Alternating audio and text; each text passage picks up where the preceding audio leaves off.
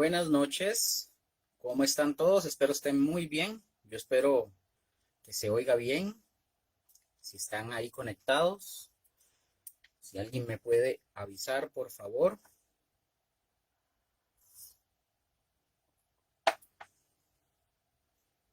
Disculpen el atraso, estaba alistándome.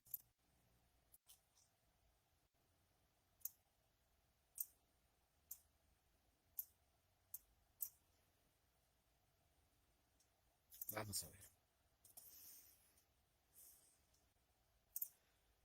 Vamos a ver si se oye bien, si me ven bien.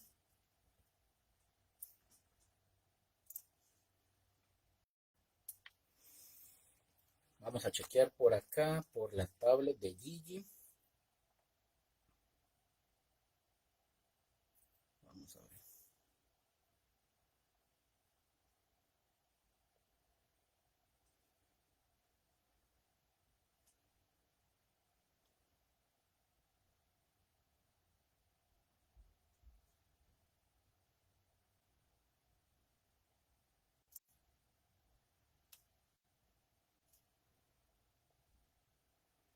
Ok, si alguien está por ahí.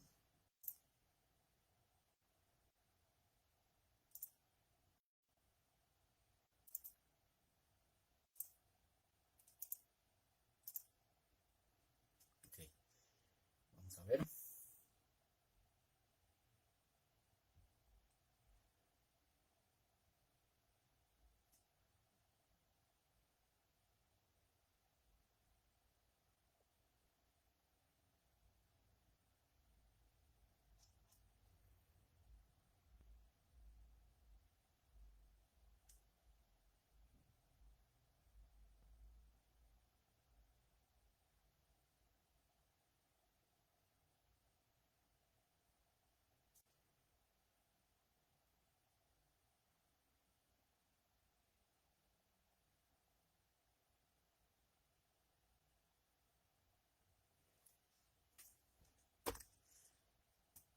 Hola, hola, ahora sí, ya José por ahí, ¿se escucha bien? José, porfa, me avisa por ahí, me escribe si se escucha bien, por favor.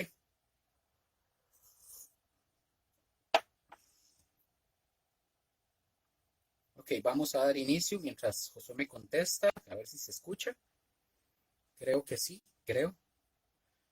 Bueno, un abrazo a todos y a cada uno de los que se conecten, o que vean también la enseñanza posteriormente. A Mónica, José, un abrazo allá a Ciudad Colón. Están larguito, un abrazo. Vamos a dar inicio, vamos a empezar orando.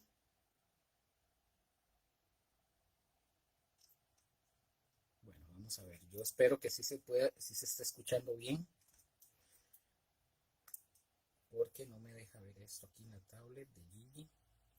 No sé por qué.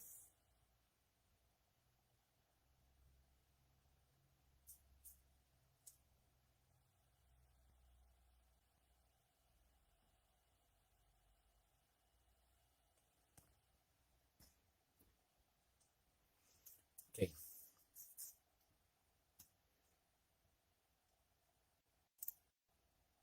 vamos a ver.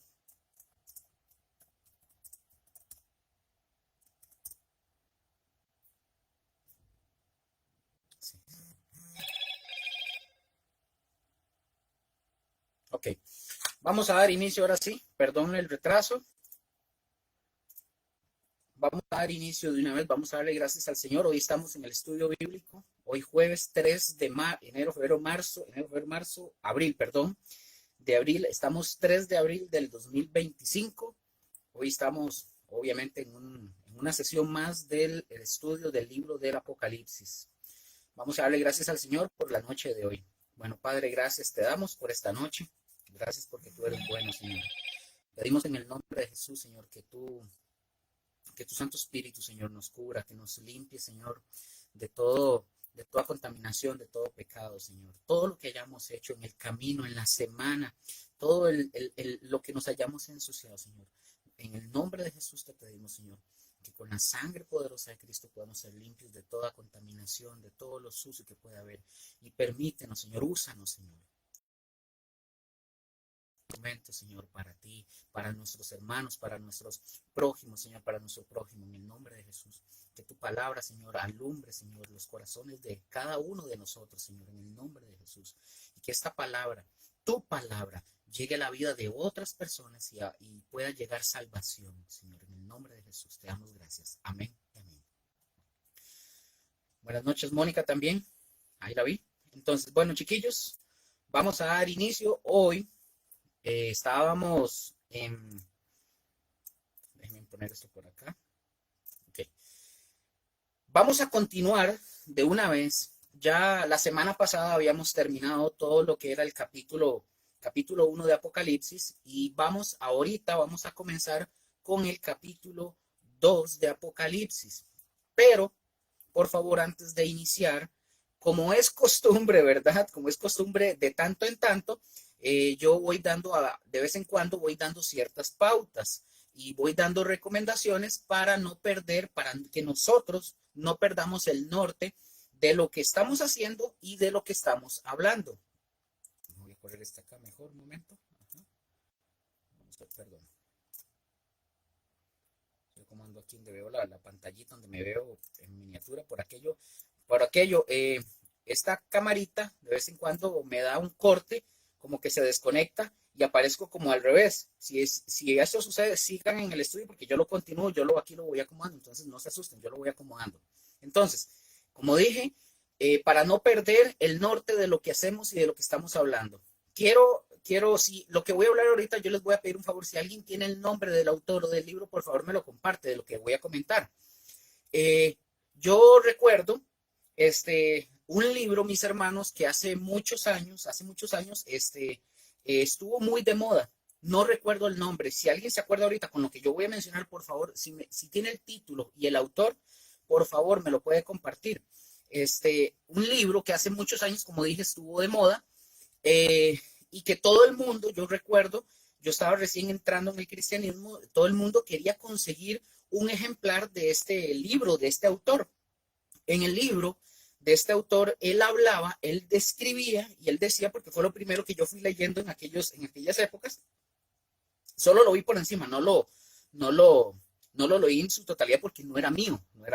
Entonces, en el libro, el autor, él escribe y él enseña, él dice que en el Apocalipsis, cuando la palabra menciona, ¿se acuerdan a estos personajes, a las langostas, verdad? Con una cara como de mujer, con cola como de alacrán, etcétera, y todo eso. Bueno, él lo menciona en el libro. El autor de este libro, él decía y él afirmaba que estas langostas, estos bichos que aparecen, él afirmaba que eso se refería a helicópteros que iba a suceder cuando se dé todo esto. Pero, mis hermanos, aquí hay un tema que ya lo hemos venido aprendiendo conforme hemos venido estudiando. El autor de este libro trataba de ajustar a fuerzas, básicamente, a lo que él lo interpretaba a fuerzas para que eso se entendiera que eran helicópteros. Pero vean, mis hermanos, como ya lo hemos venido aprendiendo y creo que ustedes, los que han estado aprendiendo, todos los que hemos estado aprendiendo, ya hemos estado viendo cosas que la gente dice que no es lo que la Biblia dice. Entonces, él a fuerzas trataba de hacer que lo que se interpretaba en ese libro y lo que se interpreta o lo que se dice en el Apocalipsis, que esos bichos son helicópteros. Pero repito, hacer eso, mis hermanos, es malo.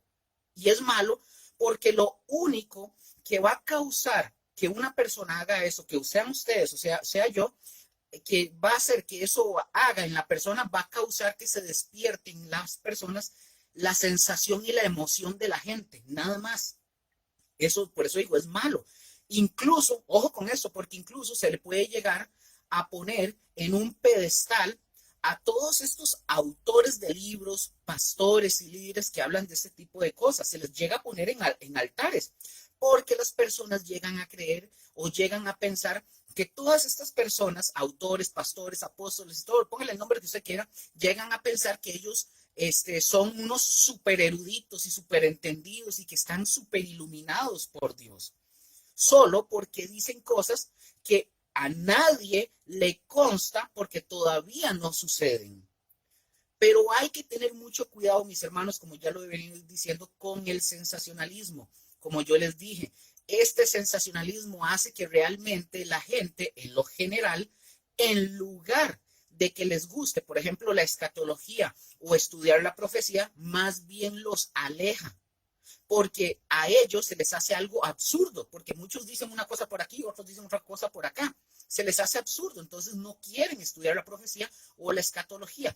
Hay cristianos, incluso mis hermanos, que no quieren saber nada en absoluto con la profecía porque al escuchar todo este montón de interpretaciones, les suena absurdo y no quieren saber nada porque todo eso les suena absurdo. Todo lo que se ha enseñado o se ha enseñado a lo largo de los años se les hace absurdo. Entonces, hace muchos años atrás, les cuento, esto es una anécdota de un creyente, no es de mía, pero la escuché. Él dice este hombre, que él estaba en una reunión con unos hermanos que estaban hablando, dicho sea de paso, estaban hablando el tema de las Torres Gemelas de Nueva York en el 2001. Dice este hombre, él cuenta que en ese evento, si ustedes se acuerdan, porque yo me acuerdo cuando se dio, cuando se da este evento de las Torres Gemelas, todo el mundo empezó a señalar a la Biblia diciendo que eso que sucedió en las Torres Gemelas en Estados Unidos ya estaba escrito en la Biblia y que estaba profetizado en la Biblia. Dice este hombre que un día en una reunión, una de las personas que estaba ahí junto con el pastor, dice que se levanta una persona X y se levanta y le dice, pastor, ¿verdad que en la Biblia, verdad que la caída de las Torres Gemelas está en la Biblia, esa profecía? Entonces el pastor, muy sensato, el pastor le responde diciéndole, no viene en la Biblia. Entonces la persona se levantó así como sacudiéndose, así como, ¿qué? Y le dice, no, pero sí, pastor, sí viene, porque vino un pastor de un país X y nos dio unas conferencias y él dijo que esas torres gemelas sí eran las que hablan en la Biblia. Pero vean, mis hermanos, vean, puede venir gente de donde usted quiera, con nombres, apellidos, apóstoles, profetas, patriarcas, arcángeles, ángeles, todo lo que usted quiera, pastores, de donde sea, con título, sin título, con renombre o sin renombre. Cuando la Biblia no dice algo, ustedes y yo no tenemos por qué apoyar nada de lo que alguien dice. Es aquí donde entra la especulación y eso es un problema. Por ejemplo, muy rápido, yo quiero que ustedes sepan, en el caso de este ejemplo de estos hermanos en esta reunión que se dio, yo quiero que vayamos muy rápido, por favor. Vamos a la palabra para que veamos qué era lo que estaba hablando esta persona y que esto se utilizó en aquellos días con el tema de las Torres Gemelas y cómo se usó el pasaje para que ustedes y yo veamos que eso fue para causar sensación y tratar de usar textos fuera de contexto para intentar llevar a la gente a la palabra de Dios. Pero vean, mis hermanos, por favor, a la gente, a las personas, nosotros no las tenemos que llevar a Dios con engaños o con trampas, sino con la palabra misma de Dios y en su contexto real. Dios no utiliza nunca recursos engañosos para atraer a la gente. Porque si Dios hiciera eso, Dios sería un Dios ilegítimo. Así de sencillo. Vamos a Sofonías, por favor. Sofonías, capítulo 1, versículo 15 y 18. Y yo voy a hacer algunos comentarios con respecto a este texto, de lo que se usó en aquel momento con el tema de las Torres Gemelas. Sofonías, capítulo 1, versículo 15 y 18. Dice lo siguiente. Vamos a ver. Dice lo siguiente. Día de ira, aquel día de angustia y de aprieto, día de alboroto y de asolamiento, día de tiniebla y de oscuridad, día de nublado y entenebrecimiento, día de trompeta y de algazara sobre las ciudades fortificadas y sobre las altas torres. Aquí ellos decían, mis hermanos, que este texto se refería a las Torres Gemelas. Ellos tomaban ese texto y así lo tomaban y lo sacaban del contexto y decían que eran las Torres Gemelas. Sigue diciendo el texto de Sofonías 1, verso 17. Y atribularé a los hombres y andarán como ciegos porque pecaron contra Jehová y la sangre de ellos será derramada como polvo y su sangre como estiércol, ni su palabra, ni su plata, ni su oro podrá librarlos en el día de la ira de Jehová, pues toda la tierra será consumida con el fuego de su celo, porque ciertamente destrucción apresurada hará de todos los habitantes de la tierra. Ahora, pregunto, ¿por qué estos versículos de Sofonías no nos están hablando de las Torres Gemelas de Nueva York? Muy simple, mis hermanos, muy sencillo. Aunque el texto que nosotros estamos viendo ahí dice altas torres, para los contemporáneos de Sofonías, altas torres eran las que ellos hacían o las que hacían todas las ciudades, mejor dicho, en aquellos tiempos, que normalmente eran ciudades y que estaban amuralladas, Y estas ciudades, en cada esquina, que estaban amuralladas, en cada esquina, tenían una torre. Las torres, mis hermanos, en el contexto histórico de la época, sobrepasaban las murallas. ¿Y para qué, Luque? Para que la persona, por ejemplo, que estaba vigilando en una torre, en una esquina, la persona que vigilaba tuviera un mejor campo de visión y pudiera estar pellizcado, atento. Entonces, cuando venían los enemigos para atacar a la ciudad, el vigilante podía utilizar la altura de esta torre para poder defender de la mejor manera la ciudad.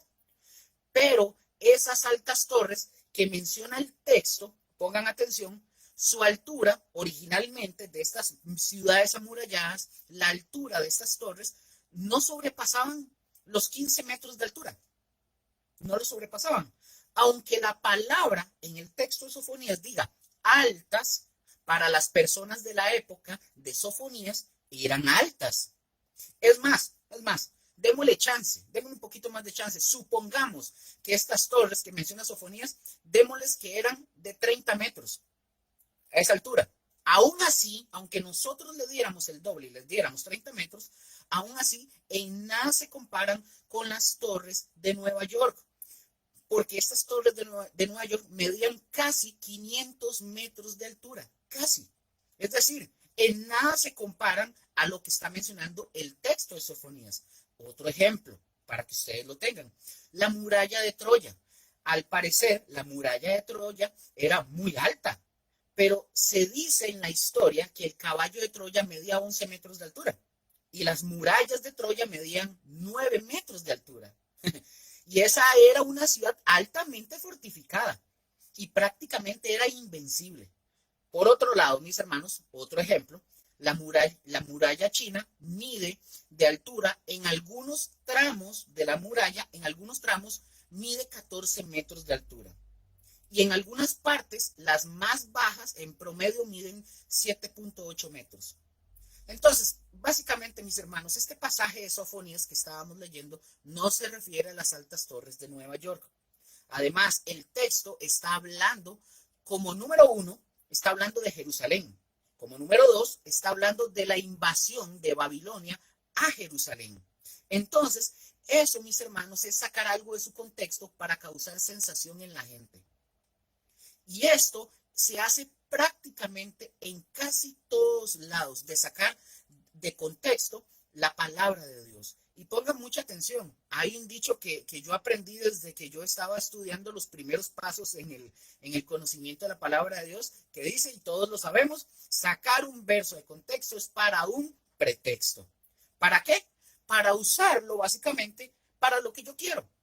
Y eso es lo que hacen las personas. Entonces, si yo quiero venir hoy aquí al estudio bíblico y causarles a ustedes sensación y que ustedes a mí me vean como que yo soy un gran iluminado, wow, pues yo voy a empezar a decirles a todos ustedes lo que el texto no dice. Pero ustedes me van a creer porque yo soy un gran maestro iluminado de la palabra de Dios y que estoy flotando en una nube. Ay, parezco a Goku, ¿verdad? En la nubecita. No. Así es, mis hermanos, como las personas juegan con la gente, con gente que no entiende este tipo de cosas. Amén. Entonces, continuamos. Espero que me haya dado a entender con este punto de otra recomendación, de no vamos a sacar nada de contexto y no vamos a permitir sensaciones así. No. Bueno, Habíamos dicho, mis hermanos, ya volviendo a Apocalipsis, habíamos dicho que las cartas de Jesús a las 7 iglesias comparten una estructura similar cada una de ellas. Y nosotros vamos a ver esa estructura en el mensaje. Por ejemplo, una de las primeras cosas que se habla a cada una es una introducción por parte de Jesús. Después nosotros después encontramos una declaración en cuanto a la condición de la iglesia. Después encontramos un veredicto de Jesús en cuanto a la condición de la iglesia. Luego tenemos un mandato de Jesús para la iglesia, una exhortación general para todos los cristianos y una promesa de recompensa. Entonces, en esto, que es como vamos a manejarlo, como una especie de índice, una introducción de cada iglesia, nosotros vamos a poder ver el estado de cada una de estas 7 iglesias. Pero también en esto, o en este mensaje, nosotros vamos a encontrar el estado propio de andar con Jesús y el ver lo que Jesús tiene que decir a cada iglesia en cada sección, y que también se nos dice a nosotros, los cristianos, el día de hoy, año 2025, ¿verdad? Entonces, voy a leerles un texto en la Biblia y hagan de cuenta como que si esto es lo que se nos habla a nosotros. Proverbios capítulo 2, versículo del 1 al 5, como recomendación, ¿verdad? Como dice ahí el texto, dice, Proverbios 2, del 1 al 5. Vamos bien, chiquillos, vamos comprendiendo por lo menos en la introducción que les acabo de dar para dar a explicar. Y si saben el título de ese libro, si saben, lo leyeron en algún momento, por favor, compártanmelo. Es que no lo tengo, se me olvidó. Proverbios 2, del 1 al 5, dice, hijo mío, si recibieres mis palabras y mis mandamientos guardares dentro de ti, haciendo estar atento tu oído a la sabiduría. Entonces, mis hermanos, vean cómo tenemos que estar atentos a lo que Dios nos va a decir a través del mensaje de estas 7 iglesias. Si inclinares tu corazón a la prudencia, si clamares a la inteligencia y a la prudencia dieres tu voz, si como a la plata la buscares y la escudriñares como a tesoros, entonces entenderás el temor de Jehová y hallarás el conocimiento de Dios. Amén. Entonces, dijimos que este mensaje, mis hermanos, a las 7 iglesias, puede de alguna manera, Dios, por así decirlo, Dios, no sé, de alguna forma, Dios tiene que decirnos algo a través de ella, y nosotros, pregunto, ¿cómo deberíamos de estar nosotros? Atentos. ¿Cómo? Haciendo oír nuestro oído a la sabiduría de Dios. Así que vamos a comenzar ya de plano, vamos a comenzar con la primera carta de Jesús para la primera iglesia, que es la iglesia de Éfeso, la número 1. Ustedes, si lo están escribiendo, lo pueden poner como un inciso o como un subpunto, punto 1, como lo quieran poner. La primera iglesia, la iglesia de Éfeso. La iglesia de Éfeso. Ya estamos en el capítulo 2, ¿verdad, mis hermanos? Para que sepan, capítulo 2 de Apocalipsis. Entonces, la iglesia de Éfeso. Esto, mis hermanos, nosotros lo vamos a encontrar en las primeras frases de Apocalipsis, capítulo 2, versículo 1, en la primera parte. Cuando yo menciono y digo primera parte, por si ustedes lo quisieran hacer, ¿verdad? No tienen que hacerme caso en eso, para nada. Si ustedes lo quieren poner a hacer, o yo lo pongo así, yo a veces cuando lo escribo lo pongo como, lo pongo A1, 1A, o 1B, o 1C, para poder distinguir de una manera más sistemática los versículos, o sea, el versículo en la parte A, en la parte B o en la parte C, dependiendo. Entonces ustedes lo pueden poner así. Entonces, mis hermanos, en Apocalipsis capítulo 2, versículo 1, en la parte A, por eso les digo, Apocalipsis 2, versículo 1, en su parte A, dice lo siguiente. Escribe al ángel de la iglesia en Éfeso. Esa es la primera parte. Eso es lo que dice el versículo 1 en su primera parte. Capítulo 2, versículo 1. Escribe al ángel de la iglesia en Éfeso. Ya nosotros la vez pasada, mis hermanos, ya vimos que la palabra ángel aquí en Apocalipsis, en el Apocalipsis 1:20, la palabra ángel no se está refiriendo al ángel que Dios mandó para revelarle a Juan todo lo que está escrito en el Apocalipsis. Aquí ángel se está refiriendo, nosotros ya dijimos que se está refiriendo al pastor, al mensajero de la iglesia que estaba ¿en dónde? En Éfeso, al pastor, al líder que estaba viendo las obras de la iglesia de Éfeso. O sea, es testigo de lo que el Señor va a hablar básicamente. Entonces, ahora, fíjense bien, de alguna manera, este ángel, este mensajero, este pastor, este líder, representa a toda la iglesia de Éfeso. Eso es lo que quiere decir. Entonces, ¿qué quiere decir todo esto? Que la carta, mis hermanos, la carta para la iglesia de Éfeso no está escrita estrictamente exclusiva. La carta no está escrita exclusivamente solamente para esa iglesia, sino que la carta está escrita a toda la iglesia en general. O sea, en aquel momento fue enviada, sí, al pastor, a la iglesia de Éfeso, pero es una iglesia, es una carta que está reflejando, o el mensaje es para toda la iglesia en general. ¿A cuánto? ¿A cuánto? ¿Y a quién incluye? Incluye al mensajero, o sea, al pastor, al líder, como usted lo quiera llamar, a ese ángel que está diciendo, que lo está mencionando la palabra. Pero el mensaje es para toda la iglesia. No sé si me doy a entender, no sé si no me enredé o los enredé, me dicen cualquier cosa. Ahora, consideremos lo que se está hablando o lo que se habla a este mensajero, lo que se le está hablando a este mensajero, a este pastor, como que si se le hablara, recordemos, a toda la iglesia. Y el cual no es su estado particular, o sea, la de este pastor o la de este mensajero al que se le va a escribir, sino que es el estado en general del pueblo, el cual estaba bajo el cuidado de este pastor, de este mensajero, al cual se le escribe la carta. Ahora, déjenme hablarles un poquito, para ir teniendo un poco de contexto, un poquito de la ciudad de Éfeso, para que ustedes y yo podamos entender el mensaje, la vivencia del creyente y todo lo que se le va a decir en esta carta a los Efesios. Ojo. Dice, Éfeso, mis hermanos, Éfeso era una ciudad famosa en el mundo antiguo, era una ciudad famosa, con una iglesia que compartía también la misma fama.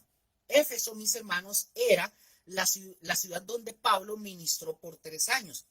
Yo nada más ahorita les voy a dar algunos pasajes, ustedes también lo pueden ir a corroborarlos, por ejemplo, como está en Hechos, capítulo 9, del versículo 1 al 10. No se los voy a leer porque si no me voy a entretener aquí mucho, pero ustedes los pueden corroborar.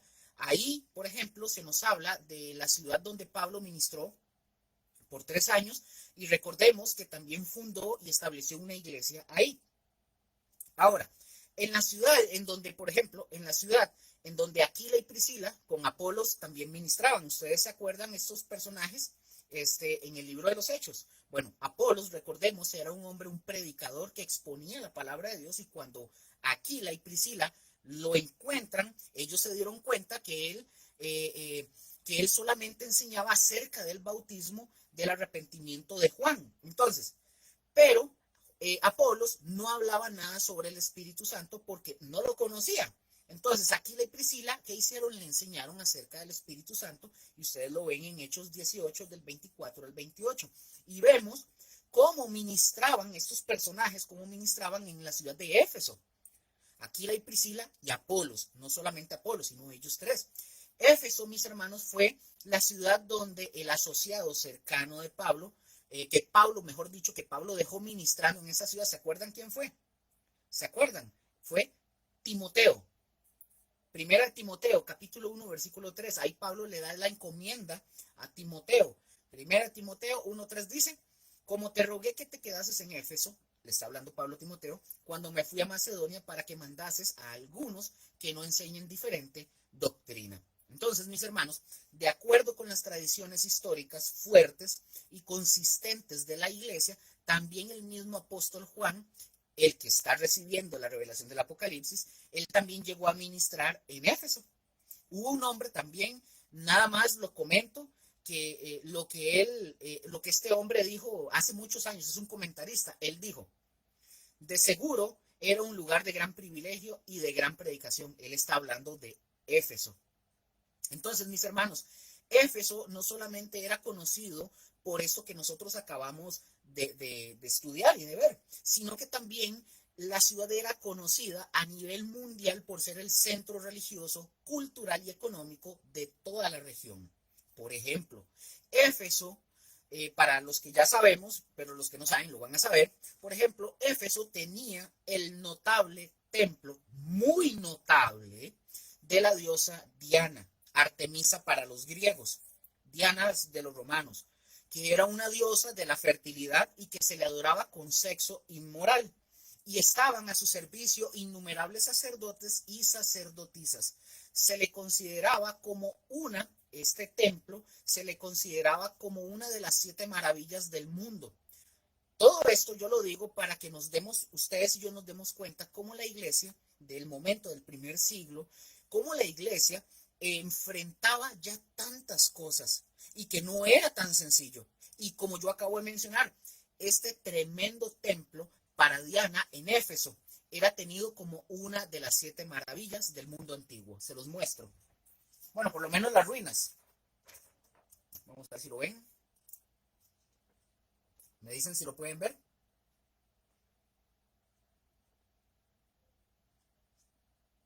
Esto es lo que quedó, obviamente, ¿verdad? De ese templo. Entonces, pero mis hermanos, no sé si lo pudieron ver, ahí me escriben cualquier cosita, pero no era el único templo que había. Por eso era considerada una ciudad a nivel mundial como el centro religioso, cultural y económico. ¿Por qué, Luque? Porque había otro templo muy conocido en Éfeso que era de Artemisa o Artemis. Esto es que lo hicieron en computadora, obviamente, ¿verdad? Renderizado y todo. Que este era el otro. ¿Lo pueden ver ahí? Déjenme decirles, o sea, arquitectónicamente es una hermosura, eran hermosos, eran bellos. O sea, no hay discusión con eso, ¿verdad? De que están bien, así, súper bien diseñados, etcétera, toda esta cuestión. Entonces, mis hermanos, para continuar, el templo de Artemisa, que era también un tesoro mayor y un blanco del antiguo mundo, donde los comerciantes, reyes, ojo, y aún ciudades, fíjense bien, hacían depósitos en donde el dinero de ellos podía mantenerse seguro bajo la protección de la deidad, según ellos, ¿verdad? Además, mis hermanos, Éfeso hizo construir un templo para promover la religión imperial de Roma. Cuando yo hablo de la religión del Estado o la religión imperial de Roma, en el curso de la historia de la iglesia yo toco el tema de la religión del Estado, porque había una religión que la iglesia también tuvo que enfrentar y era la religión del Estado, que esto tenía que ver con Roma. Entonces, para el que lo quiera ir a ver y conocer de eso, puede ir a ver el estudio de la historia de la iglesia. La ciudad, mis hermanos, dedicó dicho templo, dedicó el templo de los Sebasto, de la familia de Vespasiano, Tito y Domiciano en el año 89 y 90 después de Cristo. Y como era costumbre, nombró guardianes del templo para el culto al emperador. Por si me preguntan, Sebasto es una designación honorífica de los emperadores romanos en el siglo primero. Y también como una traducción del latín Augusto. Eso es Sebasto, que era una designación honorífica y por eso dije que era para la familia de Vespasiano, tanto Tito como Domiciano. Entonces, mis hermanos, en Éfeso, la relación entre el culto a Artemisa y la religión estatal, o sea, la religión del Estado de Roma, era muy, muy estrecha. Más aún, con los gobernadores romanos obligaban a la gente a rendir culto al emperador Domiciano y a pronunciar una frase muy célebre que se daba, que era: el César es Señor. Entonces, los cristianos no querían poner al César por encima de Cristo. porque utilizaban el lema, los cristianos, Jesús es Señor, pero Señor con S mayúscula. En consecuencia, sufrieron los cristianos, en consecuencia, por rechazar esto, en consecuencia, sufrieron persecución. Y por último, Éfeso también era un fuerte de Satanás. Aquí en Éfeso, dicho sea de paso, eran practicadas, mis hermanos, muchas cosas malvadas, de índole supersticiosas, satánicas, incluso habían libros que contenían fórmulas de hechicería y de otras artes prohibidas impiadosas, dicho sea de paso, que abundaban en la ciudad. Entonces, el cristianismo, como lo sabemos, ya nosotros sabemos, el cristianismo es exclusivo. El cristianismo no es inclusivo, porque el cristianismo no acepta compromisos con otras religiones o con otras prácticas. Así es simple. Y en la última parte del siglo I se enfrentó, la iglesia se enfrentó con Roma, que al principio, pongan atención, que al principio Roma había permitido que los cristianos estuvieran protegidos bajo el amparo de la religión judía. Pero cuando las autoridades romanas cayeron en la cuenta o en cuenta de que el cristianismo y el judaísmo no eran lo mismo y que los cristianos no iban a apartarse de las enseñanzas de Cristo, los romanos dejaron de mostrarse tolerantes para con los cristianos. Entonces, los romanos no podían entender que estas personas, los cristianos, no podían entender que estas personas se apartaran completamente del mundo para constituir una sociedad totalmente distinta. De hecho, detestaban tanto el absolutismo del cristiano, de esta nueva religión, que trataron de eliminarla exigiendo la observancia del culto al emperador romano. Pero los cristianos, mis hermanos, otra vez, se negaron incluso a una obediencia simbólica a la religión del Estado, porque el cristianismo no aceptaba que nadie fuera rival de Jesucristo. Así que en medio de todo esto, mis hermanos, en medio de todo esto, ahí Dios decidió que se plantara una iglesia cristiana en Éfeso. Y una iglesia muy, pero muy conocida. Amén. Vamos comprendiendo hasta ahorita. Estoy tratando de hacerlo lo más lento posible, que hablo mucho y me cuesta como detenerme un poquito, pero vamos comprendiendo, por lo menos los que están ahí conectados. ¿Sí? ¿Claro? Creo que sí. Bueno. Apocalipsis, capítulo 2, versículo 1, parte B. Vamos a ver cómo Jesús describe a sí mismo la iglesia de Éfeso y vamos a leer esta otra parte que dice, ya vimos la parte A, vamos a ver la segunda parte. Dice, el que tiene las 7 estrellas en su diestra, el que anda en medio de los 7 candeleros de oro, dice esto. Ojo, estamos Apocalipsis capítulo 2, versículo 1 en la parte B. El que tiene las 7 estrellas en su diestra, el que anda en medio de los 7 candeleros de oro, dice esto.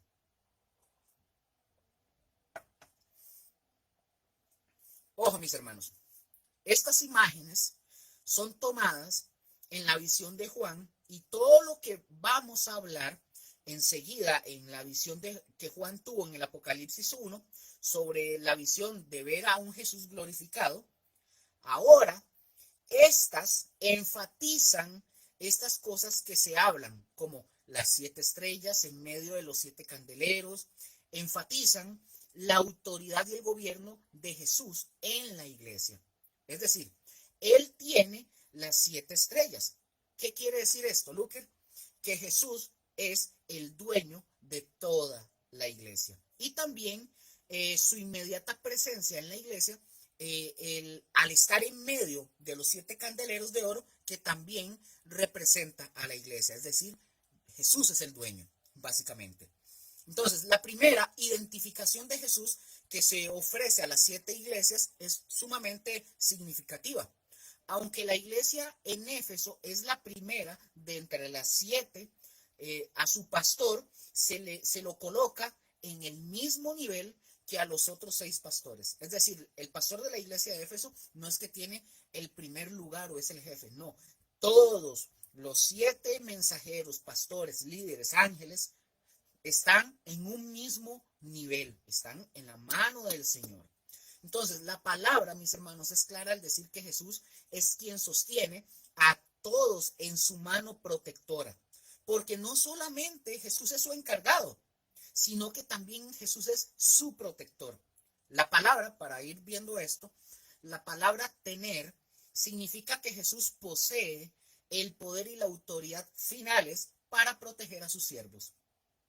De hecho, todo su pueblo, todo el pueblo del Señor está en su mano, porque nadie le llegará a hacer ningún daño si Jesús no lo permite. Así es simple, así es sencillo.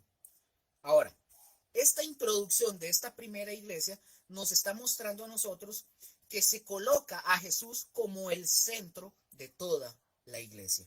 Es decir, la visión que se le está dando a Juan es básicamente esta, que el centro de la iglesia es Cristo Jesús y que Jesús debería de ser reconocido como el centro de toda la iglesia. Jesús es el que dirige la iglesia y la vida de cada uno de sus creyentes. Amén. Vamos a Romanos capítulo 8, versículo 14. Y vamos a ver estos textos, dos textos, que de alguna manera nos hablan de esta guía del Señor que es importante para nuestras vidas. Entonces, Romanos capítulo 8, versículo 14, solo confirmando, estos los voy a usar para confirmar este lugar de Jesús que le corresponde solamente a Él. Dice Romanos 8, 14, porque todos los que son guiados por el Espíritu de Dios, estos son hijos de Dios. Entonces, mis hermanos, ahí está. ¿Quién debe dirigir a la iglesia, a los creyentes, a los hijos de Dios? Cristo Jesús por medio de su Santo Espíritu. Amén. Salmo 23, Salmo 23, versículo del 1 al 3. Ese es el salmo, ustedes se lo saben de memoria. Hasta lo pueden recitar y hasta cantar. Pero dice, Jehová es mi pastor, nada me faltará. En lugares de delicados pastos me hará descansar. Junto a aguas de reposo me pastoreará. Confortará mi alma, me guiará por sendas de justicia, por amor de su nombre. Entonces, mis hermanos, nuevamente ahí está otra vez la guía del Señor, siendo Jesús el centro principal de sus ovejas, en el caso de este salmo también, ¿verdad?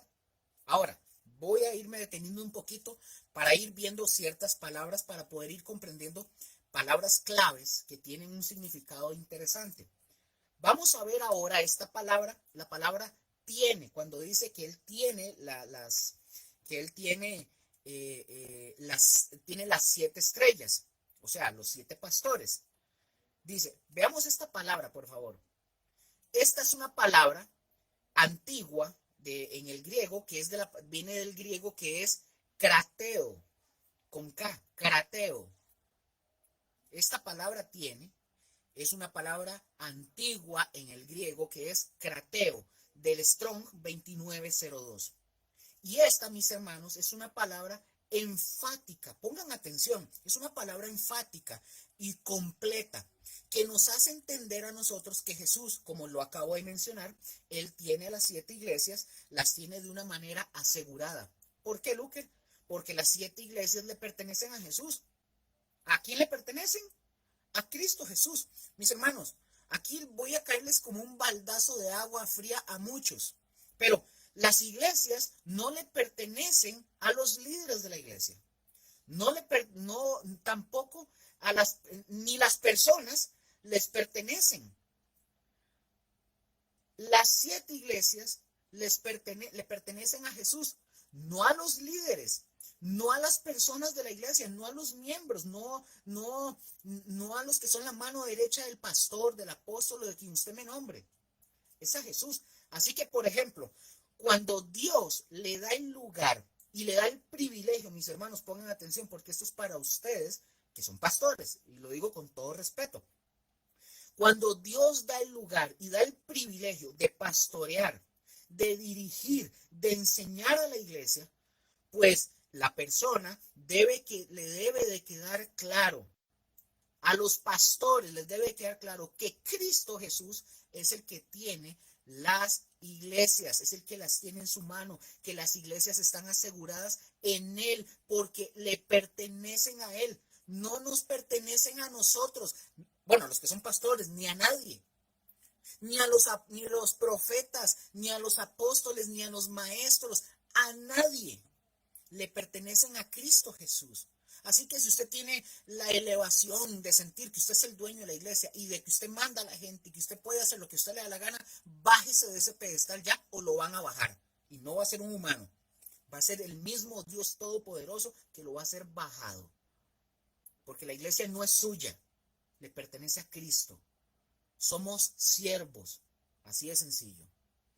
Entonces, mis hermanos, Él es Jesús quien las tiene. Él es el propietario de las iglesias y que fue Él el que pagó un precio muy alto para redimir a la iglesia con su propia sangre y con la sangre de Él compró las iglesias, o la iglesia, mejor dicho. Entonces, eso es lo que se nos trata de enseñar en esta primera parte.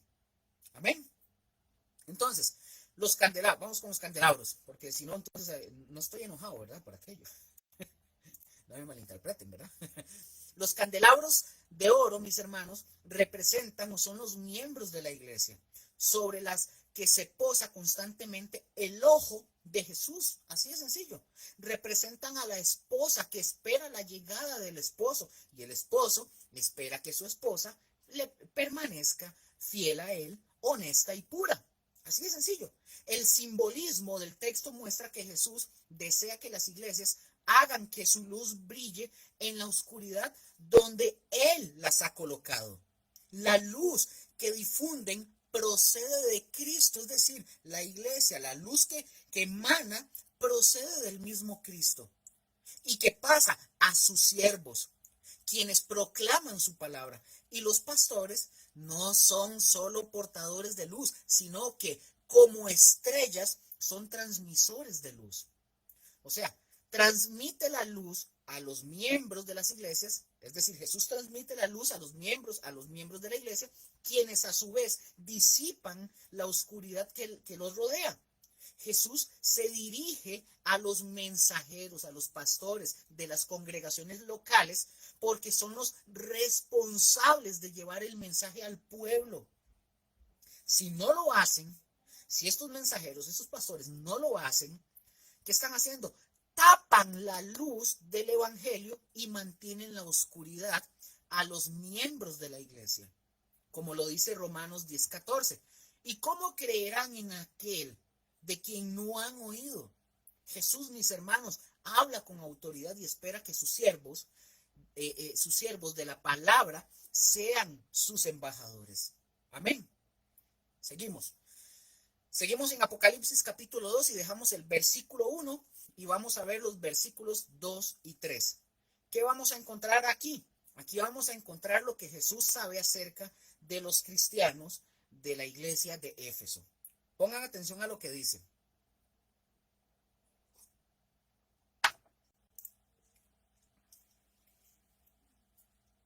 ¿Cómo vamos, chiquillos? ¿Vamos comprendiendo todo?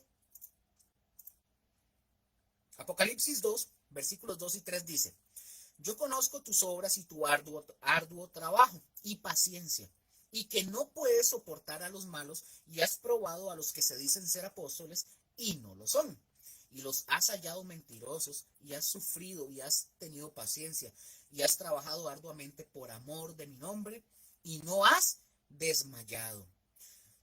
Pregunto, ¿cómo ven la descripción de Jesús hacia esta iglesia? Pregunto, ¿qué es lo que aprendemos en estas frases que Jesús está dando a conocer? ¿Qué aprendemos de eso que Él está diciendo? Básicamente, que Jesús observa a su iglesia. Es decir, siempre la va a observar. Jesús siempre va a observar a su iglesia. Cada iglesia local, cada iglesia en general, en el lugar donde Jesús la ha establecido, Cristo mismo la observa. Él nos está viendo ahorita. Él sabe lo que está sucediendo en cada una de ellas. Jesús no necesita mensajeros. Jesús no necesita periodistas. Jesús no ocupa, voy a decirlo de esta forma, Él no ocupa sapos que le vayan a dar chismes. No, no, no, no. Él no ocupa nada de eso. No lo ocupa. No, dice que simplemente Él sabe sus obras. Él afirma que tiene conocimiento minucioso de todo lo que hacen, porque nada se escapa de su atención, de la atención del Señor. Nada se escapa. El Señor, recordemos, mis hermanos, el Señor es omnisciente. Él todo lo sabe. No es un misterio, mis hermanos, para Jesús. Puede haber pecado, puede haber corrupciones escondidas en alguna congregación o en nosotros, en quien sea. Pero esto no está oculto para Jesús. Jesús lo sabe. Él sabe lo que está pasando. Él nos diría, no sé, digo yo, ¿verdad? Él nos diría lo mismo el día de hoy a ambos, a los individuos, a las congregaciones. Nos diría, yo conozco tus obras. Y desde ahí, ustedes se imaginan, Josué, Mónica, Rose o los que estemos, que venga el Señor y nos diga, Luker, yo conozco tus obras. Ya desde aquí, a nosotros se nos debe poner la piel de gallina, nos debe poner a temblar, porque el Señor sabe lo de cada uno de nosotros en particular, porque Él conoce nuestras obras. Él no ignora ninguna de nuestras obras. Pero mis hermanos, también podemos ver, como lo dice el texto, también hay cristianos trabajadores, que son muy trabajadores, pero que no se acercan al trabajo. Es un juego de palabras, ya les voy a decir a qué me refiero. Hay cristianos muy trabajadores, pero que no se acercan al trabajo. Sí son muy trabajadores, pero no se arriman al trabajo. Por ejemplo, ¿a cuál trabajo? Pueden ser muy trabajadores en el área secular, pero a la hora de trabajar para el Señor no lo son. Cuando un hombre, mis hermanos, trabaja para Cristo, ese hombre o esa mujer debería de trabajar con toda su energía, con todas sus fuerzas, como también lo hacía la iglesia de Éfeso. Mi pregunta aquí es, ¿Éfeso era una iglesia trabajadora, sí o no? Ahí ustedes lo pueden escribir. ¿Era Éfeso una iglesia trabajadora, sí o no? Sí, mis hermanos. Era una iglesia trabajadora. Versículo 2. Yo conozco tus obras y tu arduo trabajo y paciencia. Pongan atención, voy avanzando. El sustantivo de esta palabra obra incluye todo y se puede interpretar en el sentido de acciones tanto buenas como acciones malas. En este caso, mis hermanos, se insiste más en el aspecto positivo del término que en el negativo, porque aquí Jesús lo está alabando. Las buenas obras, mis hermanos, consisten por un lado en el trabajo y por el otro en la paciencia o en la paciente resistencia. Y el trabajo, mis hermanos, incluye tanto lo físico como lo mental, ya que ambas partes, tanto lo físico como lo mental, ambas suelen exigir de trabajo y también suelen agotar ambas cosas. Ahora, oponerse, con lo que está mencionando Jesús también, oponerse a los malos y a los falsos apóstoles en la comunidad, sin duda alguna, sí causaba un agotamiento a los miembros de la iglesia en Éfeso. Por supuesto que causaba un agotamiento, pero la actitud de esta gente de Éfeso era de paciente resistencia y de perseverancia frente al conflicto espiritual. De hecho, dicho sea de paso, el término griego de la palabra paciencia viene del término griego hupomone o hupomone del Strong 5281. Esta, mis hermanos, se traduce como paciencia o resistencia. Y esta palabra se encuentra 7 veces en el Apocalipsis. Y en todas ellas se refiere a la perseverancia de los santos. Entonces, pregunto, ¿qué es paciente o resistencia? Es una cualidad, mis hermanos, interna que se expresa en la espera de Jesús, que en su ausencia el creyente da testimonio de él en forma perseverante. ¿Hasta qué punto, Luker? Hasta el punto de sufrir la muerte a causa de la persecución. Eso es tremendo. Eso es tremendo. Entonces, mis hermanos, Jesucristo sabe lo que esta iglesia de Éfeso estaba haciendo bien. Él lo sabía, totalmente lo sabe. Ellos, esta gente de Éfeso, trabajaban duro para el Señor, eran esforzados y tenían una paciencia piadosa. Otra vez, la paciencia, nuevamente repito, la paciencia es la antigua palabra hupomone, que acabo de mencionar, que se traduce como paciencia. Una paciencia firme, resistente, de aguante. Eso tenía esta iglesia de Éfeso. Era una iglesia como una roca sólida en cuanto a su trabajo. Y eso es algo, mis hermanos, que ustedes y yo deberíamos de aprender de esta iglesia de Éfeso. Realmente, pongan atención, porque realmente la iglesia de hoy deberíamos ser, nosotros, la iglesia de hoy, deberíamos de ser como esta roca sólida en todo nuestro trabajo para el Señor, en todo lo que hagamos para el Señor. Somos muy buenos para esforzarnos en conseguir dinero, en ser emprendedores, en estudiar y prepararnos, pero ¿seremos igual para trabajar para el Señor? Si yo hiciera una encuesta o hiciera un índice, un análisis o algo, no sé, la gran mayoría de creyentes están más enfocados en terminar su universidad, su trabajo, en comprar cosas y afanados en tantas cosas, pero en el trabajo para el Señor no. Eso es algo que está ahí como de opcional. Yo les pregunto a ustedes, ¿cómo se considerarían ustedes en su trabajo para el Señor? ¿Ustedes cómo se consideran hoy en el trabajo para el Señor? No me tienen que responder, ¿verdad? Por aquello. ¿Son ustedes personas que se esfuerzan en el trabajo para el Señor? ¿O solo le ofrece usted o yo le ofrecemos migajas al Señor de lo que nos sobra? Eso es para que usted y yo lo analicemos. Pero, y luego de servirle al Señor sin desanimarnos y permaneciendo ahí con esa paciencia, la paciencia hupomone, aguantando hasta el regreso del Señor, ¿estamos así? ¿Estamos trabajando arduamente, sin desanimarnos, permaneciendo con esa paciencia? ¿Estamos aguardando así, de esa forma, el regreso del Señor?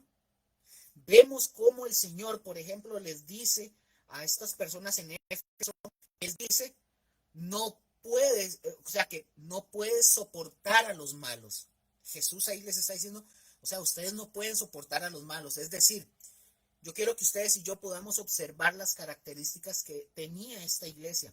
Cómo Jesús está describiendo estas características de la iglesia de Éfeso. Yo les pregunto a ustedes, ¿a cuántos les gustaría que el Señor viniera y nos describiera de esa manera, que venga y diga, Josué, Mónica, Luque, Rose, Diana, ustedes, Alexandra, Yeudi o Joseph, Don Rafa, que Él venga y nos diga, es que ustedes no soportan a los malos, y empiece a alabar eso? ¿A cuántos les gustaría?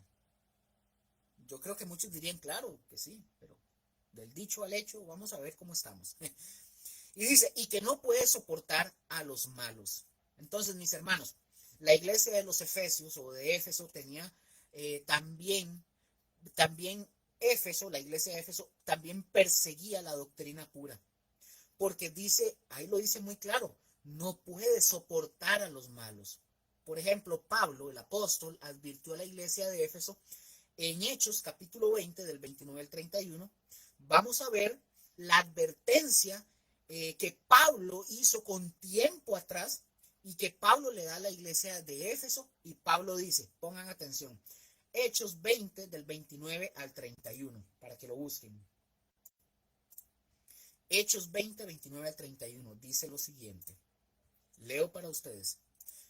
Porque yo sé que después de mi partida, aquí ya Pablo les está advirtiendo, porque yo sé que después de mi partida entrarán en medio de vosotros lobos rapaces, que no perdonarán al rebaño.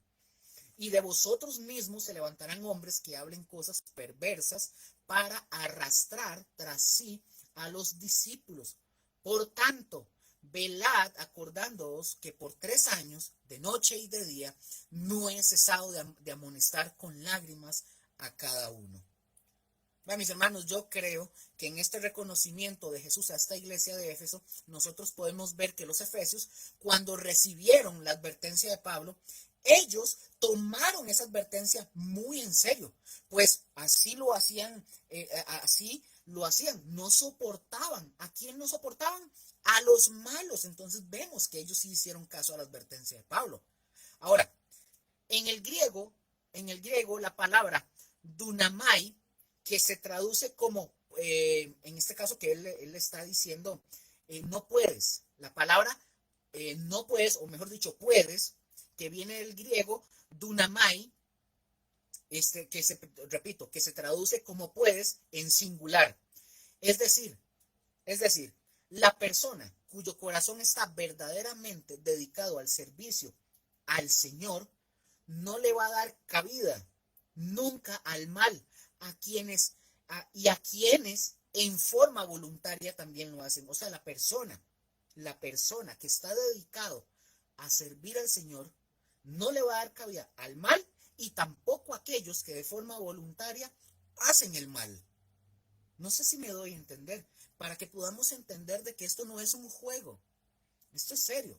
Yo dije desde el inicio, yo no vengo aquí a causarles sensación y decirles, es que esto, vea, cuando las estrellas en la mano del Señor brillan, eso significa que usted va a ser prosperado y que usted va a tener carros. No, yo no vengo a enseñar eso, eso es pura basofia, eso es basura, eso son mentiras. Así que no vengo a causarles sensación, de hecho, aquí es confrontarnos de verdad la palabra, cómo estamos. Estamos dedicados sirviendo al Señor y rechazamos al mal y a aquellos también que hacen lo malo. O más bien nos vamos de bruces y caminamos de la mano con ellos también. Eso hay que analizarlo. Pero el seguidor de Cristo, mis hermanos, no puede tolerar a los malos que se niegan a arrepentirse para seguir haciendo lo malo. ¿Y quiénes son esos malvados? Bueno, si observamos el típico paralelismo hebreo que se utiliza para poner de relieve o aclarar un punto, vemos que la respuesta, básicamente, está en la segunda parte de ese versículo. ¿Cuáles? Los falsos apóstoles. Ahí lo menciona, la respuesta está ahí mismo. Juan no transmite la idea de dos clases diferentes de malvados, sino una. Los mentirosos son los malvados. Aquí lo está hablando. La iglesia de hoy, dicho sea de paso, como la iglesia de los Efesios en aquel entonces, debe de probar vigorosamente a todos aquellos que dicen ser mensajeros de Dios. Y ojo, es decir, usted que me está escuchando, que me está viendo, usted tiene que probarme a mí, usted tiene que probar a Josué, tiene que probar a Mónica, tiene que probar a mi esposa para saber si el mensaje es de Dios. Usted no puede comerse lo que estamos diciendo aquí. ¡Ay, wow! ¡Qué maravilla! Y súper iluminado. No. Usted tiene que probar a nosotros y a los falsos. Así, hay que probarlos vigorosamente. Aquellos que se dicen profetas, que se autoproclaman, dicho sea de paso, a los que se autoproclaman apóstoles, a los que se autoproclaman pastores, a los que se autoproclaman maestros y a los que se autoproclaman evangelistas y de todo, hasta los que se autoproclaman patriarcas, se autoproclaman arcángeles, querubines, serafines y más bien se pueden autoproclamar Satanás. Pero bueno, eso es para otra historia. Pero hay que hacerlo. La iglesia de hoy, como la iglesia de los Efesios, en aquel entonces, debemos de probar vigorosamente a aquellos que se dicen ser mensajeros de Dios. Y es decir, ojo, con esos, repito, que se dicen o decimos ser mensajeros de Dios. Así de simple. Les cuento una anécdota. Cuenta un pastor. Dice que cuando él estuvo pastoreando una congregación, él cometió un error. Él con una persona que le habían recomendado, a él le recomendaron, un amigo pastor le recomendó a otra persona. Entonces, este amigo le dice, oiga, invite a fulano de tal, invítelo a compartir la palabra. Y bueno, este hombre, el que invitaron, era un ex sacerdote católico que ya él había venido predicando en otras iglesias, ¿verdad? Evangélicas, que él venía predicando. Dice el pastor que este hombre, bueno, él lo invitó predicó la palabra y dice que predicó espectacularmente. Muy bueno, muy bueno. El problema fue que, el problema era que en esto, fue que no era lo que él predicaba. No era lo que él predicaba, sino que lo que él predicaba, este ex sacerdote católico, no lo vivía. Ese era el asunto. ¿Por qué fue esto? Porque dice que este ex sacerdote fue y predicó a la congregación de él. Y el pastor de la congregación, sin darse cuenta, este hombre, el que estaba predicando, el invitado, en medio de todo eso predicó muy bien, pero le sacó una cadena de oro a una hermanita ahí en la congregación, a otra persona le quitó una pulsera, a otro le sacó los anillos, etcétera. Hizo básicamente un asalto de artículos, le robó y no le contaron al pastor. Fue hasta que el pastor se enteró porque hubieron unas quejas. Cuando el pastor se enteró de esta situación que hizo este hombre, este ex sacerdote, cuando él se dio cuenta, pues entendió que este hombre que fue a predicar ahí, a predicar, era un falso maestro. Hablaba muy bonito, pero no vivía lo que hablaba. Este mismo hombre, el que hizo el asalto ahí, que le sacó las cadenas a medio mundo, dice que otro día llamó al pastor a la congregación, lo llama y le dice, oiga, pastor, ¿cómo está? Oiga, es que ustedes pueden pasar por mí a recogerlo, porque era como que andaban haciendo unas giras con los pastores. Usted puede pasar y me pueden pasar a recoger. Entonces el pastor aprovechó y le dice, mira, ¿sabes qué, fulanito? Discúlpeme, pero usted no va a volver a venir a la iglesia, porque eso que usted hizo se llama fraude, se llama robo. Eso que usted hizo se llama engaño. Y los siervos de Dios no deben de hacer ese tipo de cosas. Así que no puedo dejar o no puedo volver a invitarlo. Discúlpeme, pero esas cosas no se hacen. Entonces el pastor tuvo que hablarle con mucha seriedad a este hombre. Y así fue como sucedió. Pero vean qué interesante, dice este pastor que no sé, cuenta que parece que a este hombre, este ex sacerdote, parece como que tenía memoria reducida o algo, porque dice que este mismo hombre pasó como un año, y que dice, lo vuelve a llamar y le dice, hola pastor, soy el fulano tal, ¿cómo estás? Mira, es que ando aquí por la ciudad, ¿quiere que vaya a su congregación para que predique? Por favor. Entonces el pastor le dice, que usted no se acuerda, oiga, usted todavía no se ha arrepentido. Termino con esto. El punto aquí, mis hermanos, es que tenemos que probar vigorosamente a aquellos que dicen ser mensajeros de Dios. Tenemos que probarlos.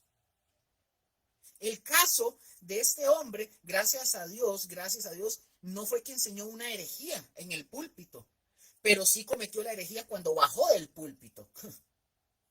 Le robó a la gente. Predicaba muy bonito, muy carga, pero le robó. Los cristianos de Éfeso se encontraban con misioneros, mis hermanos, que eran misioneros itinerantes que ingresaban a la iglesia y con todo descaro también se llamaban apóstoles. Pero los seguidores de Cristo los ponían a prueba para descubrir, ¿sabe que tengo aquí para descubrir que eran falsos? Estos así llamados apóstoles predicaban un evangelio que no era el de Cristo. No los había nombrado Jesús y carecían de toda autoridad para servir a toda la iglesia. Mis hermanos, vamos bien con la enseñanza. Ahí aparezcan, porfa, para saber si se oye bien, si vamos entendiendo, si no los he enredado, si me van comprendiendo. Please, para saber que no estoy tan solito. No, es que luego está arriba. De verdad carecían de toda autoridad para servir a toda la iglesia. Entonces, mis hermanos, hay que tener mucho cuidado, y especialmente a los que dicen ser apóstoles hoy en día, ya que hoy en día existe la apostolitis. Por todos lados, todo el mundo quiere ser apóstol. Ninguno quiere ser siervo. Nadie quiere ser siervo. Nadie quiere ser el burrito que cargó a Jesús, para que ustedes me entiendan. Así que mayormente a los que se dicen apóstoles, porque también se va a Facebook, ahora hay una chavala por ahí, no voy a decir quién es, pero ya la autonombraron pastora, apóstol y profeta. Híjole, para esa gracia le habrán puesto de vice Jesús. Pero, mis hermanos, definitivamente, como dije, así que mayormente los que se dicen apóstoles, porque los engañadores hablan bien de sí mismos, pero cuanto más grande sea la maldad o su maldad, es mayor el engaño que ellos mismos esconden. Gracias a Dios, mis hermanos, que nosotros hemos venido aprendiendo con el paso de los años, y le damos gracias a Dios por su gracia, por su misericordia que ha cuidado nuestros corazones de no caer en el error y en el engaño y dejarnos llevar por todas estas cosas. Amén. Segunda de Timoteo, capítulo 4, versículo 3 al 5. Ahí está la advertencia respecto a estos hombres que la iglesia de Éfeso no soportaba a los malos. Y el tiempo que vamos a llevarnos, por ejemplo, con el Apocalipsis, es necesario que todos nosotros, ustedes y yo, aprendamos. Segunda de Timoteo, capítulo 4, versículo 3 al 5 dice: porque vendrá tiempo cuando no sufrirán la sana doctrina. Es decir, cuando la gente va a venir el tiempo cuando la gente, que ya lo estamos viviendo, no soportará escuchar la sana ¿qué? La sana doctrina. Mis hermanos, ya estamos en estos tiempos, ya estamos en tiempos en que la gente, no toda la gente, pero muchísimos dicen: no. Ahí en Gosén solamente hablan de que si yo no me arrepiento va a haber condenación. Ahí hablan de que tenemos que quitarnos el pecado. No, yo ahí no voy, ahí no, guácala, fuchi, chuchuchu. Yo no quiero ir ahí. Bueno, yo he escuchado a muchos con ese eslogan, ese sticker sobre Gosén, o también de otras iglesias, sobre nosotros, pues. Pero bueno, pues a nosotros no nos afecta, porque no es lo que nosotros estamos haciendo. Porque no es lo que estamos haciendo. Nosotros estamos hablando la verdad, y la verdad hace libre a la gente, dice la palabra de Dios. Pero aquí dice que muchos no van a soportar la sana doctrina, sino que teniendo comezón de oír.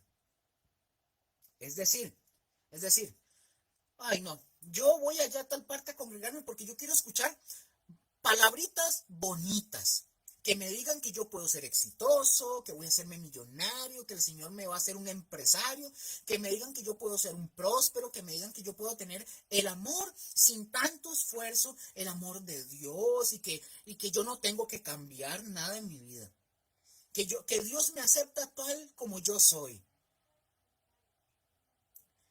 Vayan a leer El Señor de los Anillos si quieren, y quédense con Gandalf, el gay, perdón, el gris, es que el actor es gay, entonces, perdón, se me salió, eso era parte del chiste, pero si quieren lo ponen a él como apóstol, y le hacen caso a Gandalf y al apóstol Legolas, si quieren, pero bueno, así que, así es, mis hermanos, la gente tiene comezón de oír.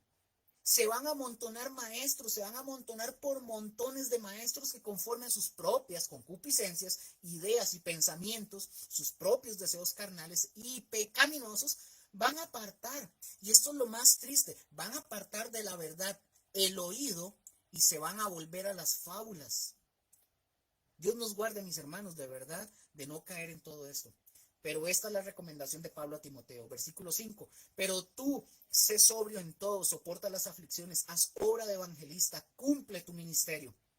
O sea, no soportes a los malos, a los engañadores, los que se disfrazan como ovejas, pues son lobos rapaces.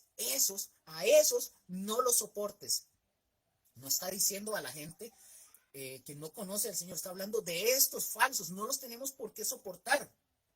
Dice, haz obra de evangelista, soporta las aflicciones, pero cumple tu ministerio.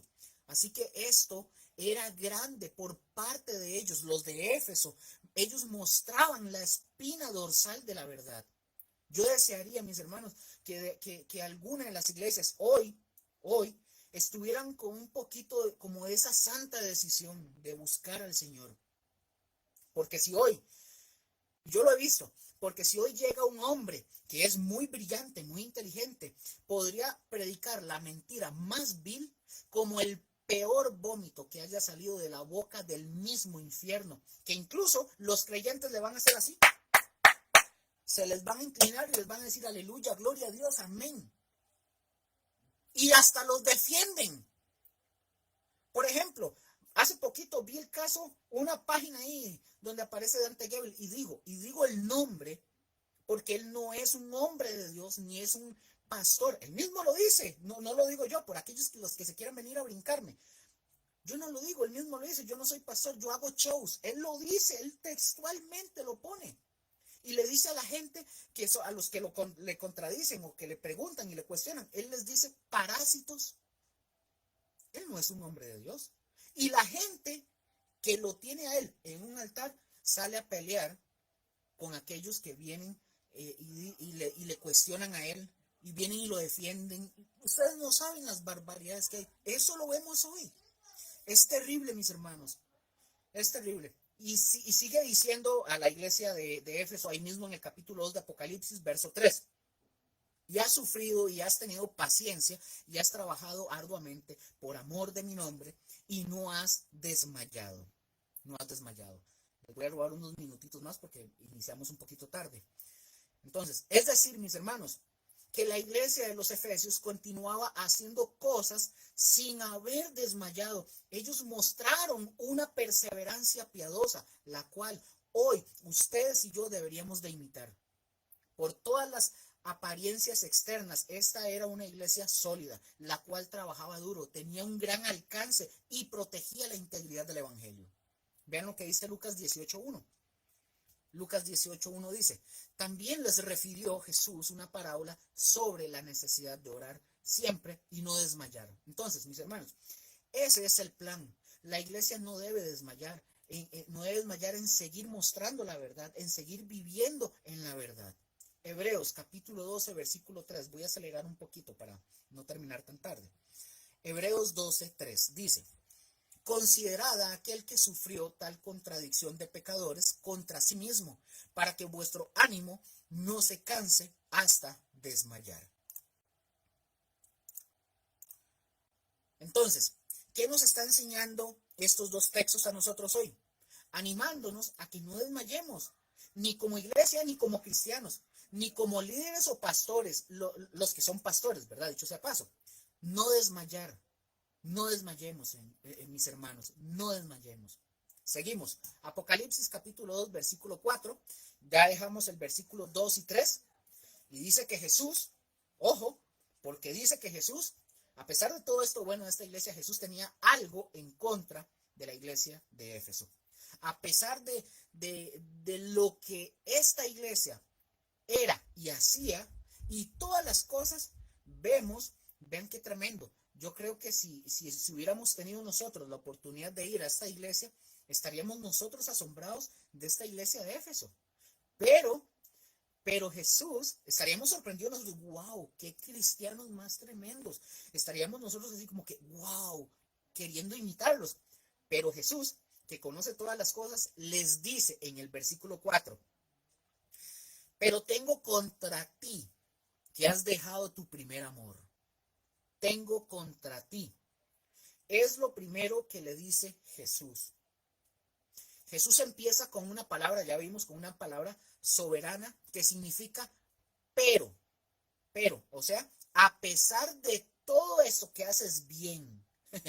Y Jesús tomó en cuenta todo el bien que hacía esta iglesia, pero a pesar de todo eso, Jesús tenía algo contra la iglesia de Éfeso. Es decir, todo el bien que la iglesia de Éfeso hizo, no cancelaba, pongan atención, todo el bien que la iglesia de Éfeso había hecho, no cancelaba todo el mal que Jesús estaba a punto de escribirles o de decirles. Y ojo, esto es para ustedes y para mí, ojo, todo el bien que ustedes y yo pudiéramos hacer, nunca va a cancelar el mal que nosotros hagamos. Nunca. ¿Por qué? Porque recordemos que el Señor desea que seamos santos y puros como Él lo es. Amén. Entonces, cuando Él les dice, pero tengo contra ti que has dejado tu primer amor, en lugar, pongan atención, en lugar de continuar con sus palabras de alabanza para la iglesia líder en la provincia de Asia, Jesús castigó y advirtió a los cristianos de Éfeso. A pesar de sus incesantes esfuerzos por oponerse a los malvados que habían ingresado a la iglesia para corromper a sus miembros, por perseverar sin cansarse y por sobrellevar las dificultades por el nombre de Cristo, algo andaba mal en Éfeso. Ya no seguían ellos, los efesios, ya no seguían demostrando el amor a Cristo que tuvieron en los primeros años de su vida cristiana. Es decir, a pesar de todo lo bueno, en la iglesia de Éfeso había algo seriamente malo. Ellos habían dejado su primer amor. Y quiero que ustedes noten y notemos la expresión has dejado. No dice has perdido. Pongan atención, dice has dejado, no has perdido. Porque has dejado y has perdido son dos cosas diferentes, son dos cosas muy distintas. Ellos alguna vez, los efesios, alguna vez tuvieron un amor el cual ya no tienen más, según lo que leemos en el texto.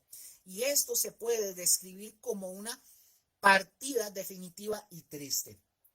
Ahora, vamos a entender estas dos definiciones de estas palabras entre dejar y perder, porque es importante no confundirlas. Hay que tener claro esto. Pongan atención. Alguna cosa, algo, puede ser perdido por accidente. Les pregunto, ¿ustedes alguna vez se les ha perdido algo por accidente? A mí sí. A mí sí. Bueno, alguna vez sí se nos ha perdido algo por accidente, totalmente, sí. Pero dejar, ojo, perder por accidente es una cosa, pero dejar es un acto deliberado. Son dos cosas diferentes. El dejar es un acto deliberado que nos puede suceder de un momento a otro. Cuando nosotros perdemos algo, nosotros no sabemos dónde buscarlo porque no sabemos dónde está. Pero cuando nosotros dejamos algo, sí sabemos dónde buscarlo.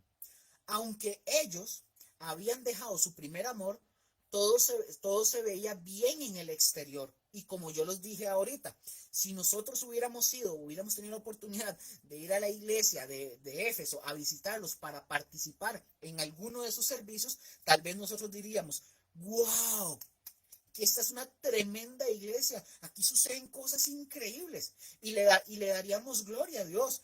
Uy, estos están haciendo tanto y en verdad cuidan la verdad, pero al mismo tiempo pudiéramos haber tenido un sentimiento como de falto de paz, aunque pudiera ser difícil de captar. Les pregunto, ¿es fácil que captemos entre nosotros que hemos dejado el primer amor? No, mis hermanos, no es fácil. Pero, ¿quién sí lo puede saber? Cristo Jesús. Para Jesús no es difícil ver el problema aun cuando todo pareciera verse maravillosamente así en lo exterior, porque externamente nosotros mostramos así, la carita, la sonrisa, todos así, perfumaditos y lindos, ¿verdad? El problema, en el caso de los efesios, era muy serio. Justamente por eso Cristo los reprendió. Y mis hermanos, sin amor, todo es en vano. Si no hay amor, todo es en vano. No es sorprendente que Jesús les dijera, pero tengo contra ti.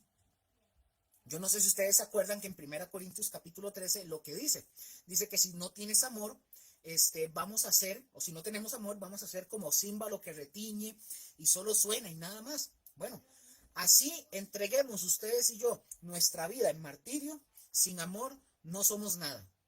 Porque ahí lo habla el texto. Yo creo, mis hermanos, que ahí tiene relación el mensaje con esto que estamos hablando. Una iglesia que no tiene razón de ser cuando ella no tiene amor dentro de su corazón. o cuando el amor se ha enfriado. O sea, dejas el amor, dejas todo, dejamos el primer amor. Viene la pregunta, ¿a qué amor? ¿A qué amor o qué amor dejaron ellos? Hablando de los efesios, ¿o qué clase de amor se está refiriendo Dios al decirles, dejaste tu primer amor? Bueno, como cristianos, mis hermanos, se nos dice que amemos a Dios y nos amemos los unos a los otros.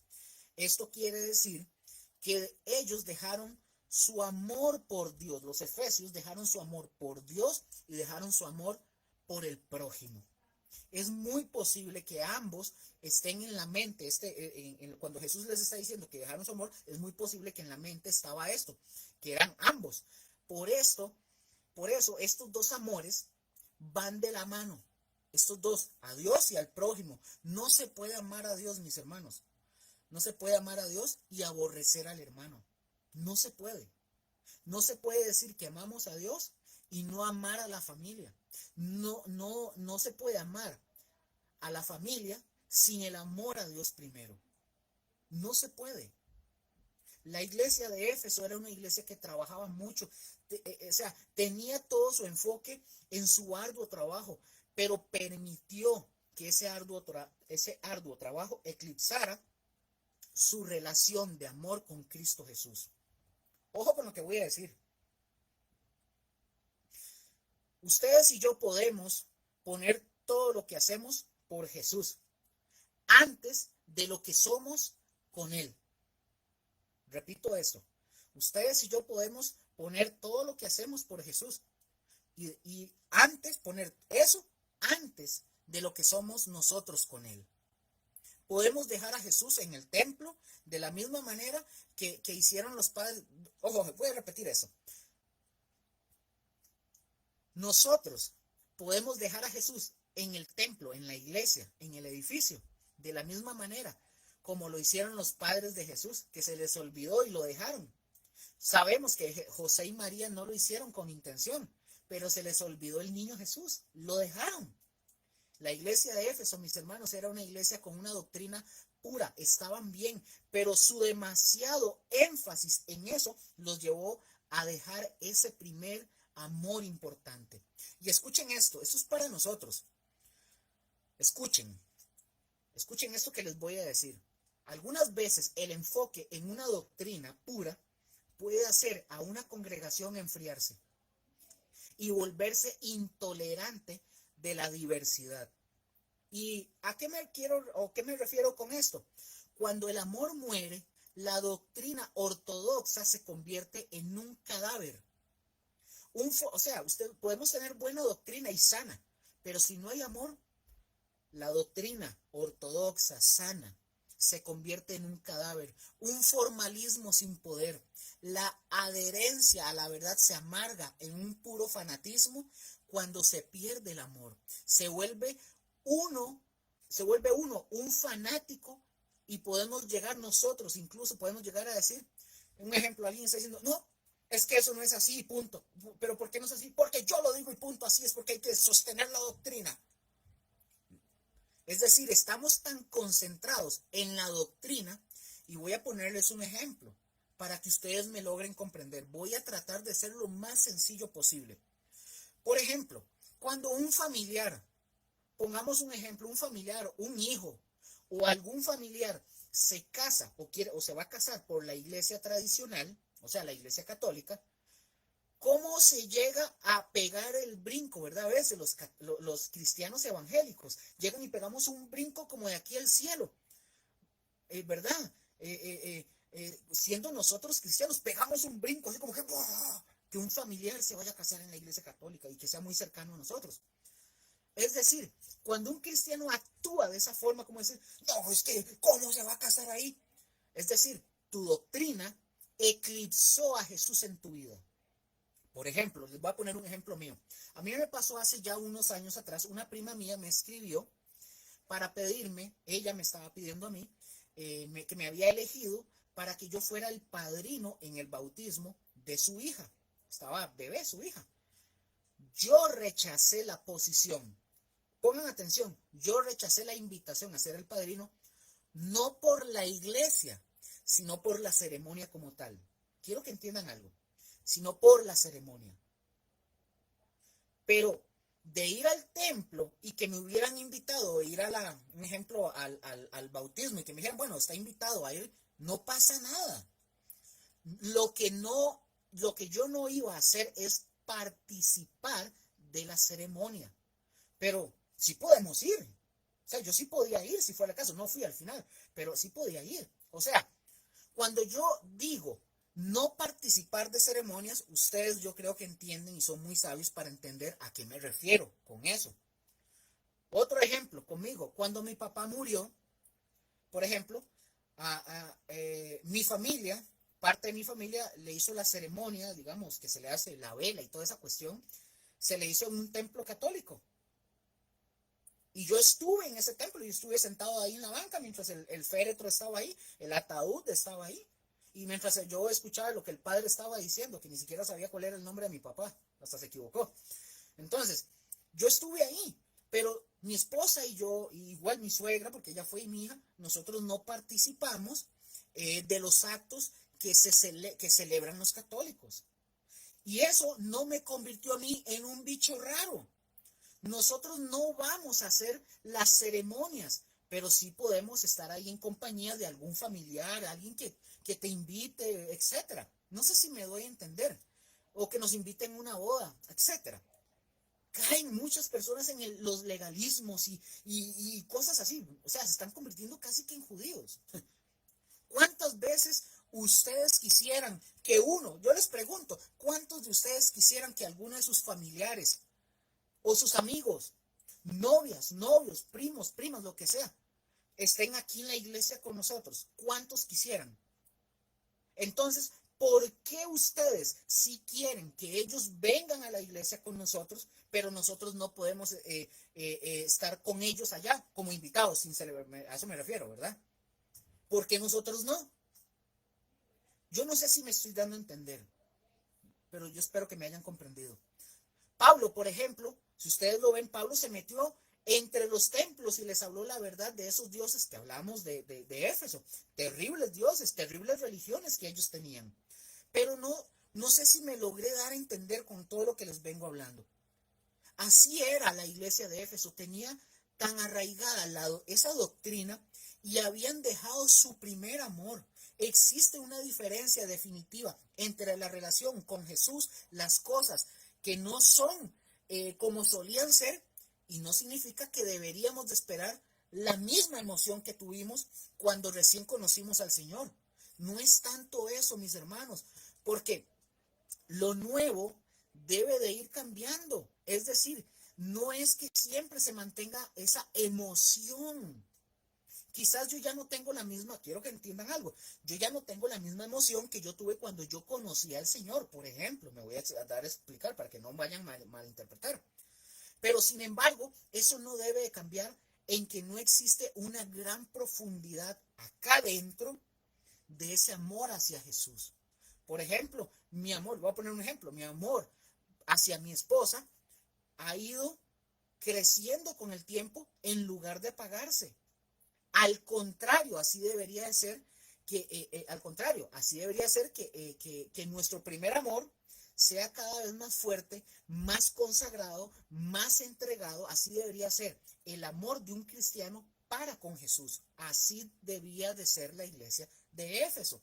Es decir, que el Señor, que el Señor no, te esté alabando por todo lo que usted hace, pero que el Señor, pero el Señor quisiera que no dejes eso, por lo otro, sino que pongan atención, sino que el trabajo arduo, la doctrina buena, sana, sean el resultado del amor que yo tengo por Jesús. Es decir, nuestro amor por el Señor, nuestro amor por el prójimo, resultan en todo esto. Una sana doctrina, en rechazar a los malvados, etcétera, todo eso. Pero ese es el resultado por el amor al Señor y el amor al prójimo. No sé si me doy a entender. Por ejemplo, una pareja que se ha casado, ya lleva mucho tiempo atrás. Voy a poner mi ejemplo. Cuando yo me casé, yo lo he contado. Yo no me casé como algo así que sentía maripositas en la panza, ni nada. Yo me casé, pero el enamoramiento que yo tengo hacia mi esposa ha ido creciendo con el pasar de los años. A pesar de las broncas y a pesar de las diferencias, ha ido creciendo. Me gusta más. Porque el enamoramiento es una cuestión que tiene una duración mucho de 3 años. Porque te gustó, te enamoraste por el cuerpo, por la cara. Yo no me casé, sí, a mí me gustó mi esposa, pero yo no me casé cegado. Han pasado ya 12 años. Bueno, voy a continuar, ahí les cuento más adelante. Entonces, voy a poner ejemplo. Por ejemplo, una pareja que se ha casado ya mucho tiempo atrás no tienen la misma emoción que tuvieron cuando ellos salieron por primera vez. Pero eso no debería ser un obstáculo. Pero ¿qué tal si ahora ya tenemos una madurez que antes no teníamos? ¿Qué es mejor? Pregunto, ¿la emoción o la madurez? Una madurez con una profundidad de amor entre el esposo y la esposa. A lo mejor ya no se viven esas mismas emociones que cuando éramos jóvenes y solteros. Y menos si ya han llegado a los 50, 65 o 70 años. Pero sin embargo, si hay una madurez, quiere decir que hay un amor más profundo entre la pareja. Esto es lo que Jesús está hablando. Ahora, y ya voy finalizando, ahora, no hay nada de malo, mis hermanos, con la emoción inicial, no hay nada de malo. Todos la hemos vivido. Yo no sé si ustedes lo vivieron, yo lo viví muy tuanis, créanme. Una emoción super tuanis cuando yo me convierto al Señor, bien fuerte con el Señor. Fue algo muy fuerte cuando el Señor a mí me alcanzó, y aquella cosa emocional tan carga que que el Señor me dejó experimentar fue algo tan bonito, fue algo tan lindo. Pero no me puedo quedar en las cenizas del altar. No puedo quedarme en las cenizas. El fuego hay que mantenerlo encendido. Hay personas que hay quienes se quedan nada más diciendo y pensando. ¿Qué dicen esto? Ay, es que cuando éramos jóvenes, éramos tantos en la iglesia, o estábamos mejor cuando estábamos allá, o los grupos y los campamentos que hacíamos antes. No, mis hermanos, ¿cómo que mejor era antes? ¿Cómo vamos a decir que antes era mejor? Se supone que debemos estar mucho mejor hoy que cuando estuvimos años atrás en el Señor. Hoy, en buena y sana teoría, su corazón y el mío debe estar más enamorado. Ojo lo que voy a decir. Hoy, en buena y sana teoría, el corazón suyo y el mío debe estar más enamorado del Señor. Y digo, porque así debería de ser. Yo cumplo, por darles un ejemplo, yo cumplo este año, si el Señor me lo permite, cumplo 13 años de matrimonio con mi esposa, ahora en noviembre, si el Señor lo permite. Y a pesar, mis hermanos, de las dificultades, de las discusiones, de los momentos difíciles, de reírnos, buenos, malos, a veces de dormir aquí en el sillón, etcétera, de todo eso, de las dificultades, yo no quiero menos a mi esposa, yo amo más a mi esposa, se lo he dicho a ella, para mí ella está guapa, la veo más linda todos los días. Aunque a veces hay enojos, a veces hay molestias, aunque nos levantemos con el aliento de león, etcétera. Yo amo más a mi esposa. Yo amo más a mi esposa, la veo más hermosa y la voy amando más cada día. Y como yo dije, todos mis hermanos, hablando del Señor, tuvimos ese primer amor al inicio con Cristo. Y sabemos lo que esto significa, pero ese amor no se debe quedar en el inicio. Debe de crecer. Yo ya no tengo las mismas emociones que yo sentía cuando yo me convertí al Señor la primera vez. Hoy ha venido madurando más ese amor y más me entrego al Señor y más tengo que aprender del Señor y más humilde y más siervo y más esclavo y más vaso de barro debo de ser. Entonces, ese amor no se debe quedar en el inicio, mis hermanos, debe de crecer, crecer, crecer, crecer y crecer. Y repito, debemos estar más enamorados de nuestro Señor Jesucristo que cuando lo conocimos. Amén. Amén. Acá terminamos porque estábamos hablando de esto de Éfeso y esto aprovechó para más. Pero aquí finalizamos el estudio bíblico de hoy. Les repito, si ustedes tienen preguntas, por favor pregunten. Josué, Mónica, yo, mi esposa, podemos responder. Lo digo con todo respeto, esto que voy a decir, pero es mejor ser tonto por un ratito que no tonto toda la vida. Entonces, si ustedes tienen dudas, pregunten. No lo sabemos todo, pero lo que sabemos lo vamos a compartir a la luz de la Escritura. No se queden con dudas, pregunten. Ahí escriban, pueden escribirle a Mónica al celular o a José, creo, no sé si ahí está, pero bueno, escriban. Pero mis hermanos, doy gracias a todos los que se conectaron ahorita y a los que posteriormente vean esto. Les recuerdo, esta enseñanza se va a publicar en el YouTube, con el permiso de los pastores. Está en el YouTube personal mío. Cuando se actualice el YouTube de la congregación, esto se va lo vamos a migrar, vamos a hacer una migración de videos para poder ponerlos todos en el YouTube de la congregación y que todo esté al día. Entonces, no sé, hasta aquí espero que no se me haya olvidado nada. Por cierto, si está don Rafita, muchas gracias por el librito, ahí lo tengo, no lo he empezado a leer, el librito, el café, no lo he estrenado todavía. Un abrazo a don Rafa, la verdad lo bendigo un montón. Si está Joseph, si está Yeudi, si está Alexa, los que estén, si alguien me faltó, perdón, o José Pablo, no lo sé, los que estén, les envío un fuerte abrazo, los bendecimos, de verdad los amamos un montón, y fuerzas, echémosle ganas, de verdad, echémosle ganas. Por favor, oren por nosotros, por mi esposa, por mí, por Josué, por Mónica. Nosotros cuando traemos a memoria oramos por ustedes también, pero no dejemos de orar por nosotros. No tienen que escribir nada más que en sus oraciones, que no falten orar por nosotros, y cuidarnos las espaldas entre nosotros. Esperamos vernos pronto. Este domingo no tenemos servicio dominical, ya se publicó en el Facebook de la congregación. Continuamos la siguiente semana, Dios primero. Y nada más, creo. Si algo se me olvida, lo recordaré después. Bueno, Padre, gracias te damos por esta noche. Gracias por tu palabra. Gracias porque tú eres quien nos alumbra, quien nos enseña, quien nos dirige, quien nos guía. Tu palabra, Señor, tu palabra es dulce, es un alimento extraordinario. Señor, un alimento que no nos va a dejar nunca, Señor, desnutridos, nunca. Gracias por tu palabra. Gracias por darnos luz de tu palabra. Gracias, Señor. Yo bendigo a mis hermanos y que la palabra que hoy se haya hablado y la que se va a hablar pueda, Señor, penetrar sus vidas, pueda bendecirlos, pueda hacerlos crecer, Señor, y los prospere, Señor, en el nombre de Jesús. Yo bendigo la iglesia, bendigo a tu iglesia. Señor, bendecimos también a los misioneros, Señor, que están haciendo un trabajo arduo, difícil en las naciones. Yo bendigo a cada miembro, Señor, yo bendigo a sus familias.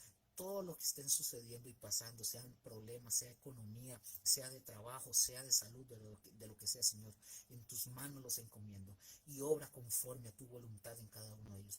Ayúdanos a soportar los tiempos difíciles, ayúdanos a soportar, Señor, el tiempo malo, incluso si somos perseguidos, si somos ofendidos. Ayúdanos, Señor, a ser como Cristo Jesús, a soportar y a estar atentos, Señor, a tu venida, estar, Señor, vigilantes y alertas de tu palabra. Señor, ayúdanos a que en el momento que venga la tentación, Señor, podamos resistir, Señor, y no caer en el nombre de Jesús, Señor, y que busquemos siempre nuestro oportuno socorro, Señor, que es tu palabra, en el nombre de Jesús. Amén y amén. Mis hermanos, el Señor me los continúe bendiciendo. Gracias de verdad, pasen muy buenas noches. Chaito, bendiciones, abrazos.